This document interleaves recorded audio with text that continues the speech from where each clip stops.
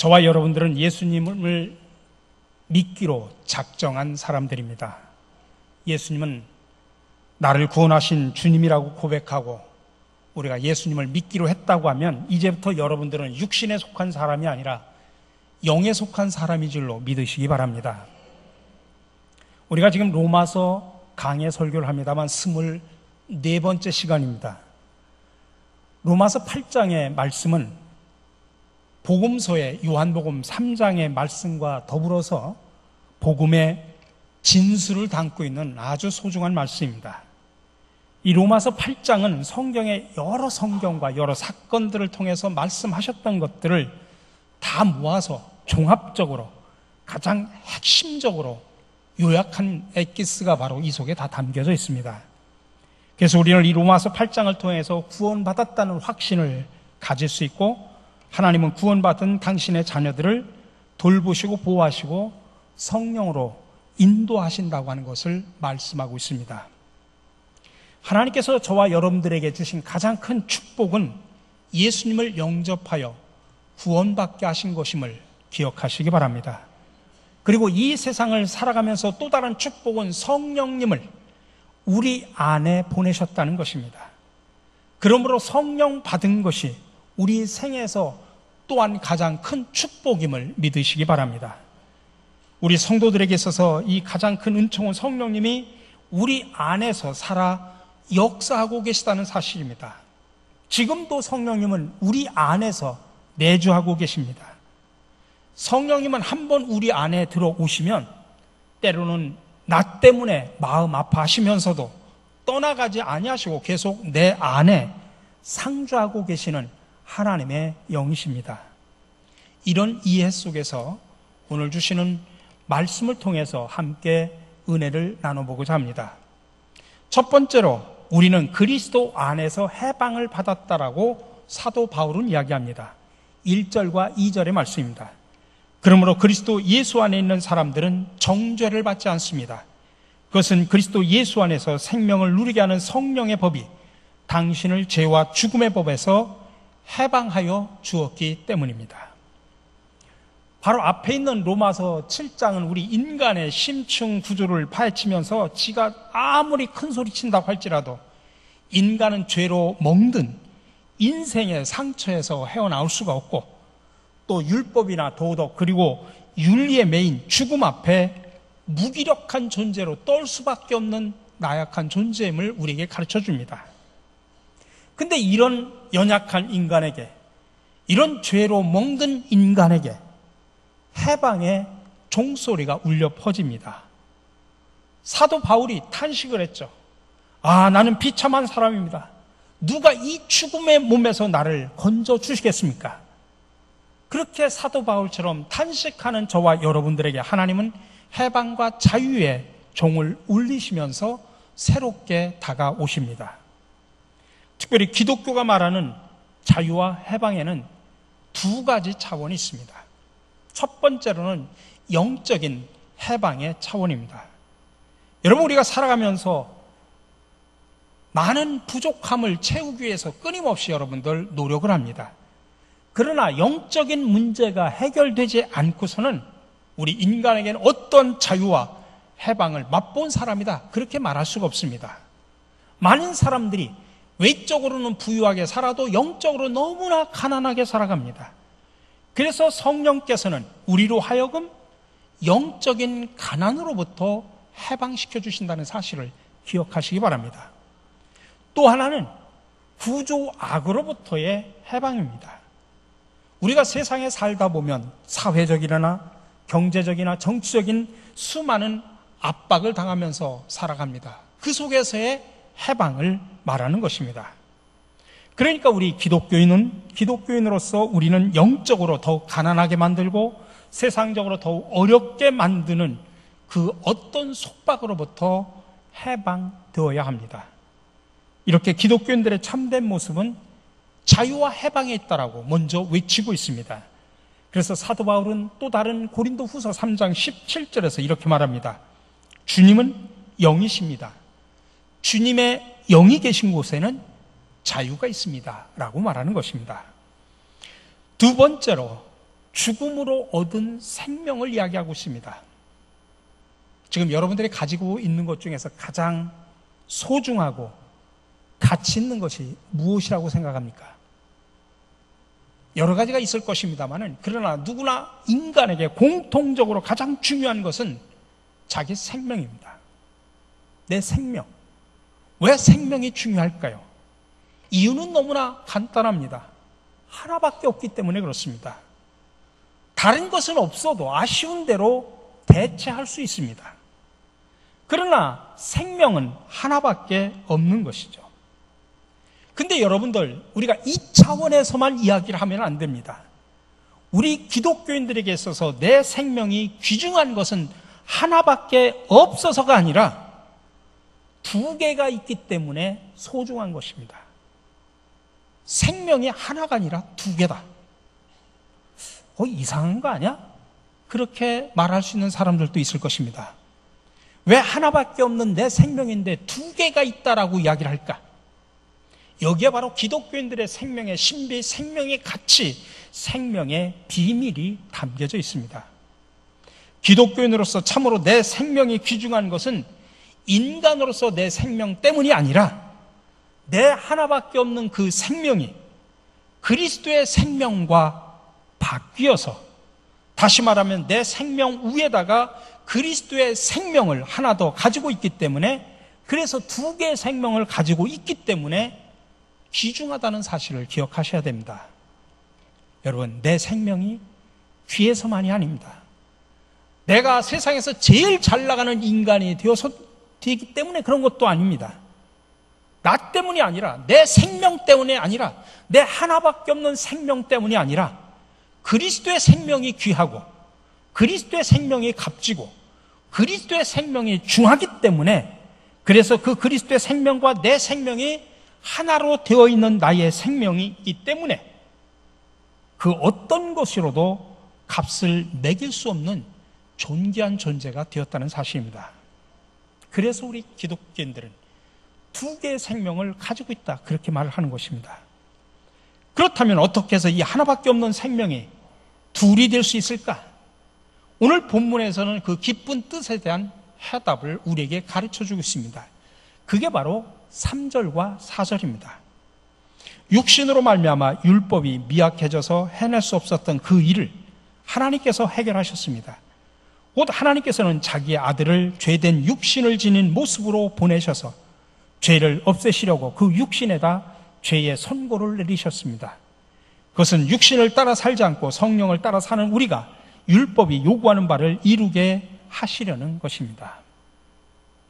여러분들이 아무리 귀중하게 생각하는 그 하나밖에 없는 그 생명이라고 할지라도 그 본성은 죄에 약하고 죽음에 약한 그런 생명입니다.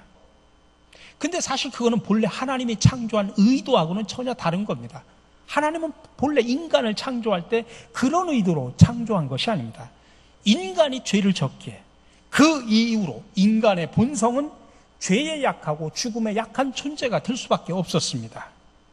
그래서 하나님은 우리 인간들의 그 본래의 생명을 다시 재창조하기 위해서 하나님께서 우리처럼 되신 것입니다. 우리처럼 되신 그 모습이 예수 그리스도로 나타나신 것이고, 그 예수 그리스도의 생명을 죽어야 될 우리의 생명과 맞바꾸신 것입니다. 그래서 예수는 죽고 우리는 다시 살아났다는 사실을 믿으시기 바랍니다. 그렇게 해서 예수 그리스도의 생명으로 우리의 생명을 바꿔주시는 이 역사가 우리로 하여금 가장 귀중한 생명으로 살게 해주는 놀라운 축복임을 믿으시기 바랍니다. 그러므로 저와 여러분들의 생명의 가치는 예수 그리스도의 생명 때문에 절대적인 가치를 부여받았다는 사실을 꼭 기억하시기 바랍니다. 세 번째로 영을 따르는 사람들의 이야기를 하고 있습니다. 5절에서 9절의 말씀입니다. 육신을 따라 사는 사람은 육신에 속한 것을 생각하나 성령을 따라 사는 사람은 성령에 속한 것을 생각합니다. 육신에 속한 생각은 죽음입니다. 그러나 성령에 속한 생각은 생명과 평화입니다. 육신에 속한 생각은 하나님께 품는 적대감입니다. 그것은 하나님의 법을 따르지 아니하며 또 복종할 수도 없습니다. 육신에 매인 사람은 하나님을 기쁘게 해드릴 수 없습니다. 그러나 하나님의 영이 여러분 안에 살아계시면 여러분은 육신 안에 있지 않고 성령 안에 있습니다. 누구든지 그리스도의 영이 없으면 그리스도의 사람이 아닙니다. 바울은 오늘 이 말씀을 통해서 영과 육의 극단적인 대조를 우리에게 보여주고 있습니다. 육적인 것과 영적인 것이 이렇게 대조적으로 나타나는 것을 우리가 다시 한번 확인할 필요가 있습니다. 옛것과 새것, 율법과 복음, 나와 그리스도, 또 죽음과 생명, 이것이 바로 육체와 영이 갈라지는 분수령이 된다는 말입니다. 내가 이 중에 어느 것을 선택하고 어느 것을 따를 것이냐, 그것은 나의 책임입니다. 나의 자유로운 행동의 결단입니다. 육신을 쫓는 자는 육신의 일을 생각한다고 말을 하면서 누구를 쫓으라 그렇게 강요하지는 않습니다. 그러나 우리가 육신의 일을 쫓고 그 일만 생각한다고 하면 그 결과가 뭐냐? 성경은 분명하게 말합니다. 죽음이라고 말합니다. 그런가 하면 또 다른 편에서는 우리는 성령에 따라 살아가면서 복음의 아름다운 역사에 동참을 합니다. 그러니 참 보면은 어떤 때는 믿음의 생활에 아름다운 모습을 하기도 하고 또 어떤 때는 육신의 그 추한 생활 속에서 왔다 갔다 하는 그런 우리의 모습을 발견하기도 합니다. 유명한 철학자인 키에르케고르는 그의 유명한 책 가운데 이것이냐 저것이냐라고 하는 책이 있습니다. 이 책에서 그는 분명하게 말합니다. 기독교의 신앙인들은 이것이냐 저것이냐라는 둘 중에 하나를 선택하며 사는 사람이지 이것도 저것도 다 가지겠다고 하는 그런 사람이 아니다라고 명쾌하게 말을 합니다. 오늘 말씀을 가지고 이야기하면 영을 따라 사는 사람들은 이것이냐 저것이냐 할 때 분명히 한 가지를 선택할 수 있는 그런 자신이 있는 사람이라는 이야기입니다. 물론 우리가 실수하고 죄를 범해서 비록 넘어지더라도 그렇게 하고 있는 내가 잘못되었다는 것을 압니다. 그리고 그렇게 되는 것이 내 관심거리가 아니라고 하는 것, 이것이 내가 생각해야 할 것이 아니라고 하는 것을 이것이냐 저것이냐로 구별할 줄 알아야 된다는 이야기입니다. 만약 그렇게 구별하지 못한다면 우리는 아직도 육체로부터 나오는 그 정욕에 의해서 살아가는 사람이라고 말할 수밖에 없습니다.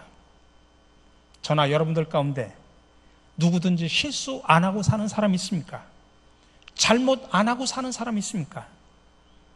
누구나 다 실수하고 누구나 다 잘못합니다. 그러나 믿음의 사람은, 영을 따라 사는 사람은 내가 실수하는 그 순간에 그 자리에서 이게 내가 생각할 것이 아니구나. 이 말을 내가 할 말이 아니었구나. 이런 일은 내가 할 짓이 아니었구나. 그것을 금방 깨닫고 뉘우친다는 이야기입니다.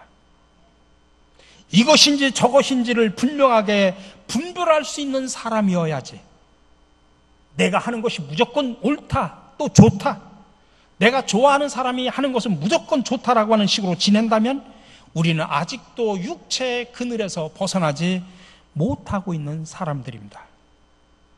우리가 아직도 이 두 가지, 이것인지 저것인지 헤아릴 줄 모른다면 도대체 지금까지 여러분들은 믿음의 생활을 무엇 때문에 해오셨습니까?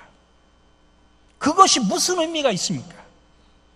분명히 이것이냐 저것이냐 분별하면서 거기에 뚜렷한 구별이 있는데도 불구하고 그 구별 속에서 우리들이 알지 못한다고 하면 우리가 언제까지 이 두 생각, 두 행동 속에서 모순덩어리로 살아가야만 되겠습니까?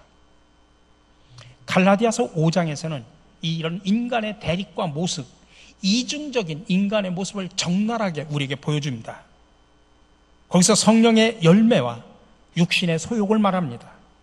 성령의 열매는 사랑과 기쁨과 화평과 인내와 친절과 선함과 신실과 온유와 절제입니다. 이런 것들을 막을 법이 없습니다라고 말합니다.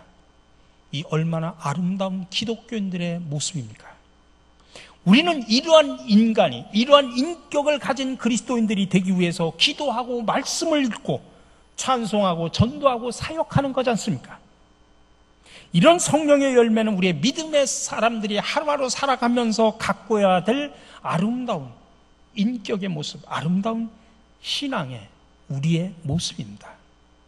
근데 반대로 육신에 속한 생각대로 살아가는 추악한 모습을 또 대조적으로 보여줍니다. 육체 행실은 환히 드러난 것들입니다. 곧 음행과 더러움과 방탕과 우상 숭배와 마술과 원수 매증과 다툼과 시기와 분냉과 분쟁과 분열과 파당과 질투와 술취함과 흥청망청 먹고 마시는 노름과 그와 같은 것들입니다. 내가 전에도 여러분에게 경고하였지만 이제 또다시 경고합니다. 이런 짓을 하는 사람들은 하나님 나라를 상속받지 못할 것입니다. 다시 말하면 육체 행실에 따라서 살아가면서 그렇게 추악한 삶을 살아가는 사람들은 쉬운 말로 천국에 교회를 수도 없이 들어다녀도 천국에 들어갈 수 없다는 이야기나 마찬가지입니다. 이렇게 두 가지가 뚜렷하게 구분되는데도 불구하고 아직도 이것인지 저것인지 구별하지 못한 채 이것도 좋고 저것도 좋고 두 가지 마음을 다 가지고 있다면 여러분들은 지금까지 믿음 생활 해온 그런 의미가 뭐라고 생각하십니까? 여러분, 부디 바라는 우리 모두는 영을 따르는 사람들이 되어서 이것이냐 저것이냐를 구별할 줄 알아서 세상 속에서 열매를 맺고 살아가는, 그래서 변화받은 멋있는 성도 여러분들이 되시기를 간절히 바랍니다. 오늘 9절에서 말합니다. 누구든지 그리스도의 영이 없으면 그리스도의 사람이 아닙니다. 따라서 합시다. 누구든지 그리스도의 영이 없으면 그리스도의 사람이 아닙니다. 여기서 말하는 그리스도의 영이 없으면이라고 하는 것이 성령이 없으면이라는 뜻도 되지만 동시에 그리스도의 정신이 없으면 그리스도의 사람이 아니다라는 이야기입니다. 어떻게 우리의 폐부를 찌르는 말씀입니다. 여러분, 과연 나는 그리스도의 정신으로 바뀌어져서 살아가고 있는지, 내가 예수를 믿으면서 이제는 내 마음이 그리스도의 마음으로, 그리스도의 정신으로 바뀌어져서 살아가고 있는지 여러분 스스로에게 한번 물어보시기 바랍니다. 만일 그렇지 않다면 오늘 바울의 말대로 여러분들은 그리스도의 사람이 아닙니다. 그렇다면 그리스도의 사람이 아닌데도 불구하고 내가 예수 믿는 사람처럼 행세해온 것 아닙니까? 오늘날 우리 안에는 이렇게 행세하는 사람들이 많아서 문제입니다. 교회 다닌 사람들이 많다는 게 중요한 게 아닙니다.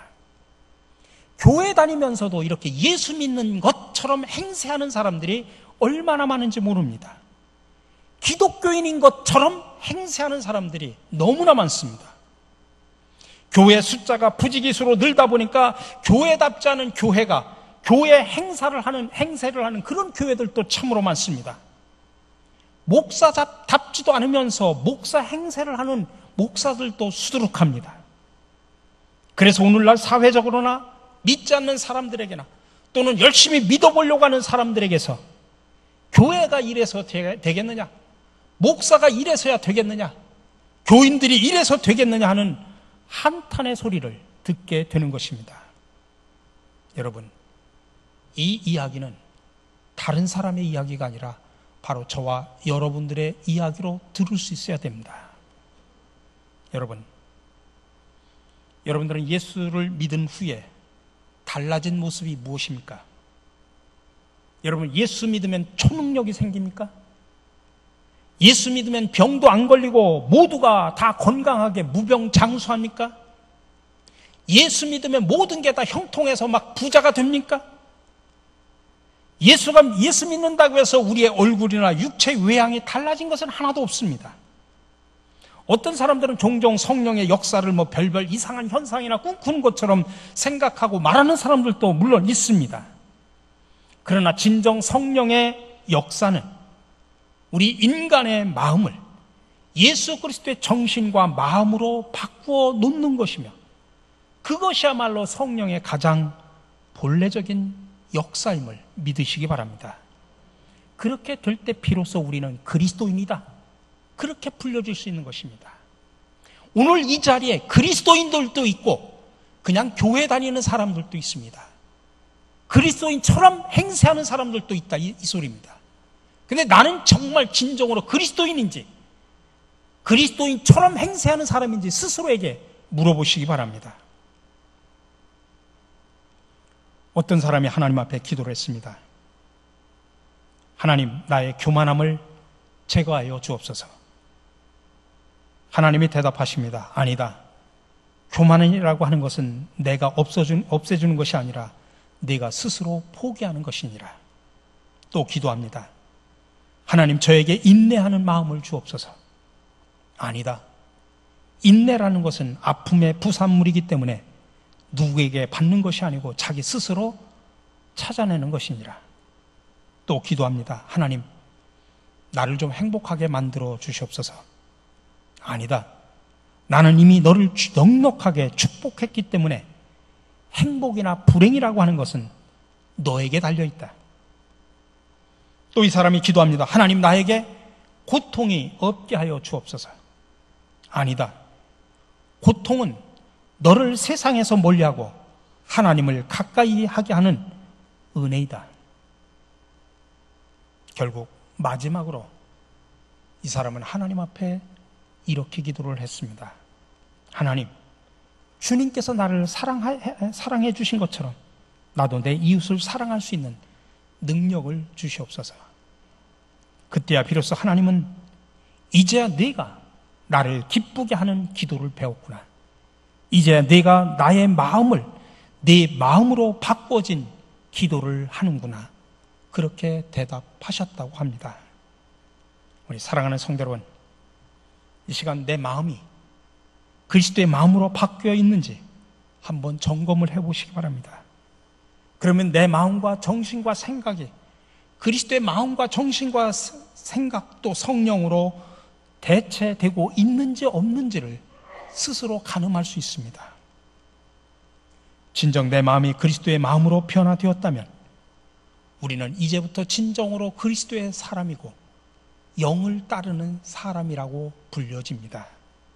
부디 바라기는 저와 여러분들이 그리스도의 마음을 품고 살아 영을 따라 살아가는 멋있는 성도 여러분들이 되시기를 주님의 이름으로 간절히 축원합니다. 언제나 따뜻한 사랑으로 함께해 주시는 주님, 우리 안에 들어와 거하시고 우리도 주님 안에 거할 수 있도록 인도하여 주시옵소서. 또한 우리가 이미 우리 안에 내주해 주시는 주님을 바로 알아볼 수 있는 믿음을 회복하여 우리 마음이 그리스도의 마음이 되고 그리스도의 마음이 우리의 마음이 되는 신비롭고도 영광스러운 체험을 다 같이 누릴 수 있도록 인도하여 주시옵소서. 예수 그리스도의 이름으로 기도드립니다. 아멘.